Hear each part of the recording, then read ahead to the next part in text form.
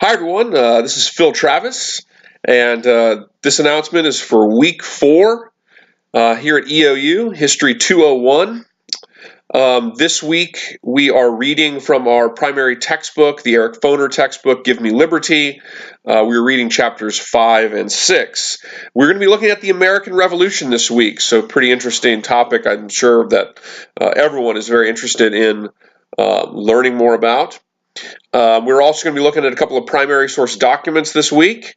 These documents are relating to the Virginia Resolution and the Stamp Act, and also to Thomas Paine's Common Sense, the pamphlet that is very much associated with sort of stating much of the ideology behind the American Revolution and being a significant driving force behind sort of the advocacy of the American Revolution in 1776. We have a test this week. This is our first test. Please use the study guide. The test is made up of multiple choice, true, false type questions. There are also some identification questions on there. On the identification questions, I'm looking for you to, answer a who, what, when, where, give the significance of the item.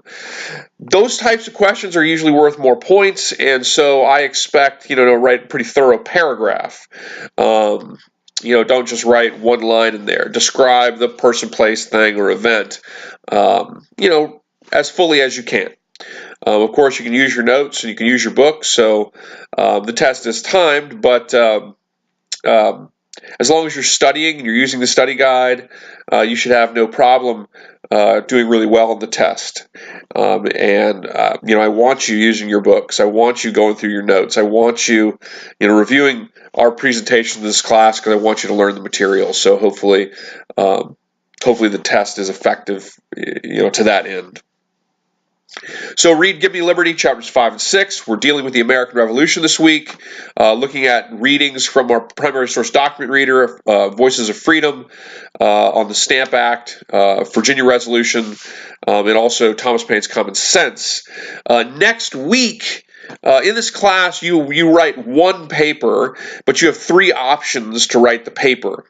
And what I want you to do, there's information on this coming up, but basically you select a segment of the class that you want to write about. So if you did next week's paper, so next week we have the first paper option due. You don't have to do it. You can wait till the second one, or you can get it out of the way now. You have to write 1, and if you write 2, I will drop the lowest grade. So if you write the first one, you don't do well on it, you want to fix some things, and you do the second one, that's great. I will drop the lowest grade, so doing the second paper can't hurt you. But what I want you to do with the paper is I want you to select materials from the section that we were discussing in class, so the test section.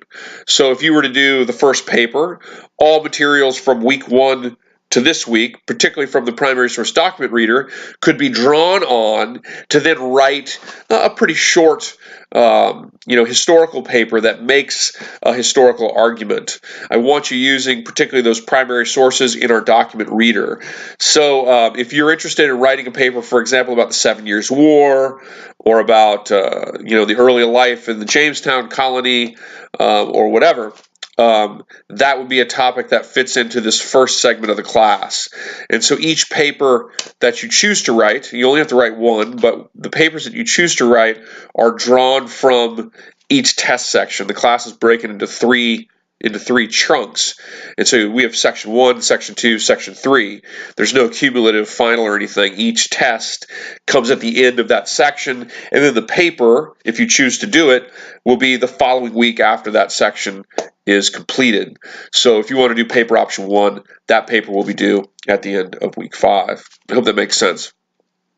Okay, so second week of the extra credit factoids.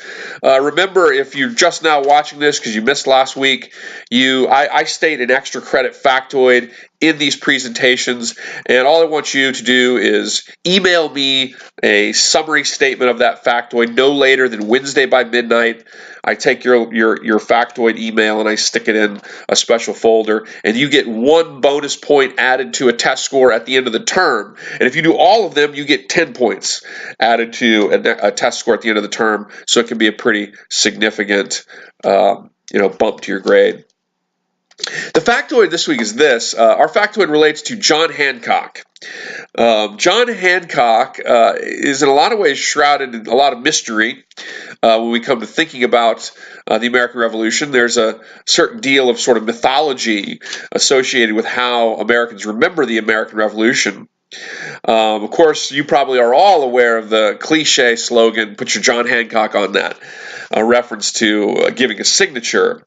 And John Hancock did have a very pronounced and elaborate signature.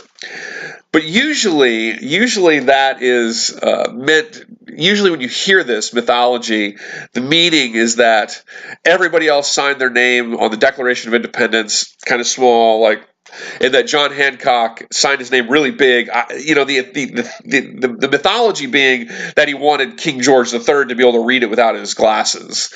That's mythology that's been produced after the fact. Where that mythology comes from is that when the Declaration of Independence was ratified, John Hancock was the head of the Continental Congress. And because he was the head, because he had that position, the original document, the so-called Dunlap broadside, which had no signatures on it, by the way. The first sort of public document of the Declaration of Independence did not have any signatures on it. The document with all of the signatures that's in the National Archives came out several weeks later. But the original Dunlap broadside of the Declaration of Independence had John Hancock's name printed on the document, and it was printed on the document because he was the head of Congress. And so in that sense, the first document, John Hancock was sort of the only public individual whose name was directly on the treasonous document. John Hancock was a very significant American founder. Later, after the American Revolution, it is John Hancock who encourages the ratification of the U.S. Constitution in Massachusetts. He was one of the foremost proponents of its ratification. John Hancock is also sometimes associated with the first sort of physical confrontations of the American Revolution. John Hancock has oftentimes been referred to as a smuggler during the years prior to the American Revolution, and that may or may not have been the case. Don't exactly know. Usually the reason that John Hancock is regarded as a smuggler is because at one point the British claimed he was a smuggler. However, John Hancock was never tried and found guilty of such allegations. He was involved in the shipping industry, shipping things like wine, for example. And there were two incidents on John Hancock's vessels, the Lydia Affair, as it's called, and then later the Liberty Affair in the late 1760s. And in both of these cases, particularly the Lydia Affair, there was an altercation with British customs officials who wanted to go below deck of John Hancock's ship without a warrant. They didn't have a search warrant, basically. And John Hancock refuses, and there's physical sort of altercation, and the individuals are removed, and they won't be allowed to go below deck.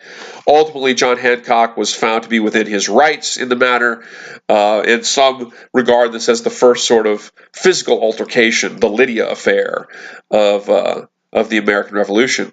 And these types of things, as well as controversy over his shipping of Madeira wine on the ship the Liberty, led to some asserting that he was a smuggler. He may have been involved in smuggling, but we don't know. We don't know for certain that he was involved in smuggling. But that's the factoid for this week. John Hancock. who had his name first appear printed on the Dunlap broadside of the American Declaration of Independence, but whose legacy is shrouded in quite a bit of myth about the signature on the Declaration, about whether or not he was a smuggler, but he was a highly significant founder in American history, and associated, of course, with the ratification of the Constitution in Massachusetts, as well as being very influential in the American Revolution. All right, guys, I hope that makes sense. Let me know if you have any questions, and let's have a great week.